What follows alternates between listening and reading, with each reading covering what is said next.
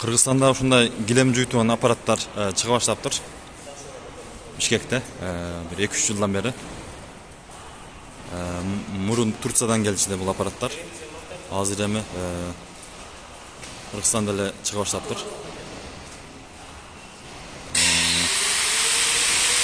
Ушундай аппарат. Мына жерде номерлери да бар. Мына içindeki sosu sığa turgan ekan. Gilemdi жуугандан кийин ушул аппарат менен сыгат экен. Мына içindeki барабанды сыгып берет экен. Жуулган килемди. Тезде сыгып коет. Канча мүнөттө сыгат? 1 мүнөттө бир килемди сыгып коет экен. Сыккандан кийин килемди tezde kurgatıp koysan bolot, kişine эле жайсаң. Жайгандан кийин сухой, да? 95% сухой. 95% сухой кылып коет экен. Кийин жайып койсоң tezde кургап калат экен. Канча мүнөттө, канча саатта кургап койсоң?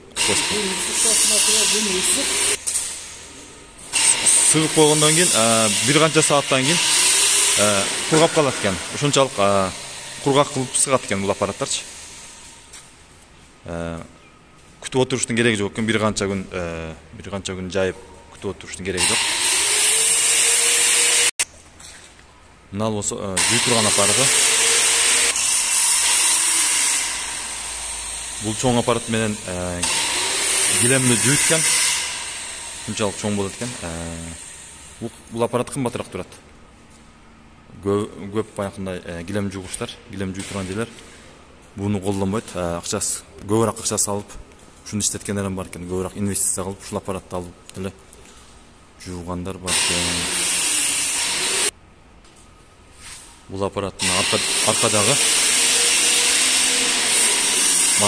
моторлору ушундай болот экен. Моторлору мына щеткасы.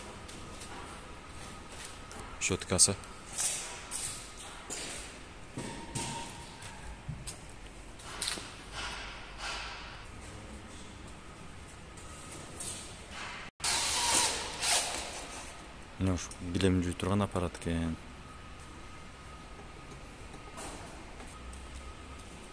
Килем жуй турган аппарат.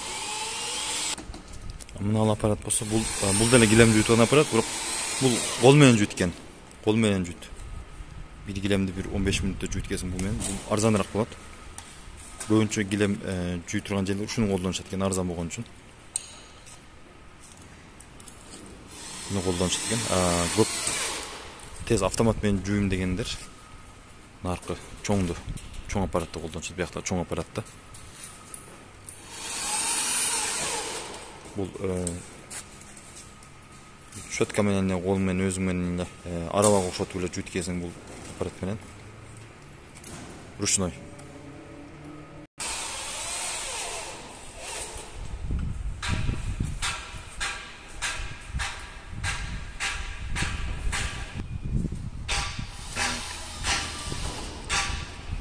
Цехтын ичи ушундай.